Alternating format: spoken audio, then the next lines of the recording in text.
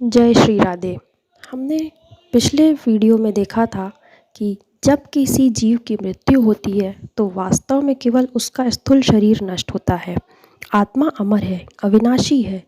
वह एक शरीर को त्याग कर सूक्ष्म शरीर के साथ अगले गंतव्य की ओर बढ़ जाती है। यही है पुनर्जन्म की प्रक्रिया।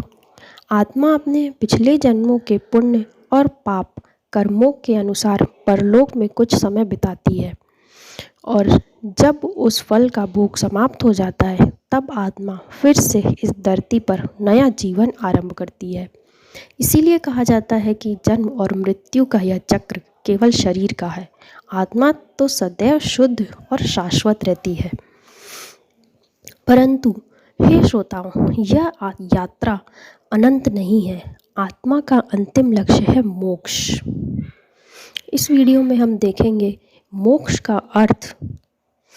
मोक्ष का अर्थ है जन्म और मृत्यु के इस अंतहीन चक्र से मुक्ति। जब आत्मा कर्मों के बंधनों से मुक्त होकर परमात्मा में लीन हो जाती है तब उसे फिर किसी नए शरीर की आवश्यकता नहीं रहती। मोक्ष की अवस्था में आत्मा को न सुख का मोह होता है न दुख का भय। वह केवल अनंत शांति और परम आनंद है। गीता में भगवान श्री कृष्ण ने कहा है, जो आत्मा परम सत्य को पहचान लेती है और माया से परे होकर परमात्मा से जुड़ जाती है वही मोक्ष को प्राप्त करती है। तो हे श्रोताओं, पुनर्जन्म हमें कर्मों की अनिवार्यता सिखाता है और मोक्ष हमें आत्मा की परम स्वतंत्रता का मार्ग दिखाता है।